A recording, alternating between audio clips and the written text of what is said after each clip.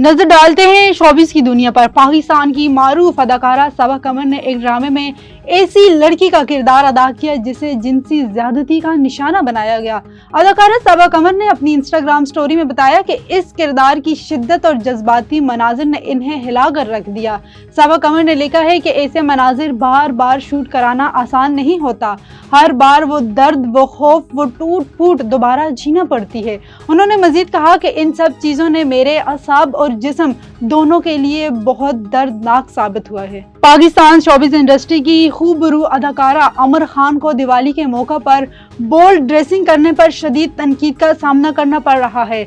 हर साल की तरह इस मरतबा भी शोबिस इंडस्ट्री के फनाकारों ने साथ ही हिंदू फनाकारों के साथ दिवाली का त्यौहार मनाया, जिसकी तस्वीर भी सोशल मीडिया पर शेयर की गई है। ये तस्वीर सोशल मीडिया सारिफीन की तवज्जो का मरकज बनी हुई है, जिसमें फनाकारों को माथे पर बिंदी लगाए दिवाली का त्यौहार मनाते हुए देखा जा सकता है। ये फनाकारों की अपने साथी हिंदू फनाकारों के साथ इजहार मोहब्बत और यकजहती का इजहार समझा जाता है। मारूफ अदाकारा और मॉडल आमना शेख ने नौजवान लड़कियों के लिए मिसाल बनने के लिए अपनी जिंदगी की तल्ख तजर्बात पर खुलकर बात की। आमना शेख ने हालिया एक इंटरव्यू में पहली बार इन बातों का तज़किरा किया है जिस पर गुफ्तगू करते हुए वो अक्सर कतरा जाती हैं। उन्होंने फहरी अंदाज में बताया कि पहली शादी की नाकामी के बाद दूसरी शादी वालिदैन की रजामंदी से हुई है और ये फैसला इनकी जिंदगी बदल देने वाला है।